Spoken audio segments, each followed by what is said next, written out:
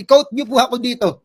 Ako ay naniniwala na garapal ang katiwalian sa pamahalaan sa ilalim ni Pangulong Bongbong Marcos ngayon. Sasabihin ko po sa inyo yan. Garapal.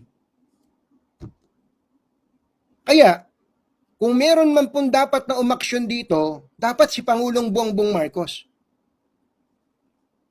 Si Pangulong Bongbong Marcos should act immediately. Ngayon na. Dapat magsalita si Pangulong Bongbong Marcos tungkol sa mga porsyento ng mga congressman pati ng mga senador sa mga government projects. Pagka hindi nagsalita si Pangulong Bongbong Marcos Jr. dito, gusto kong sabihin, kinukonsinti niya ang katiwalian sa pamahalaan.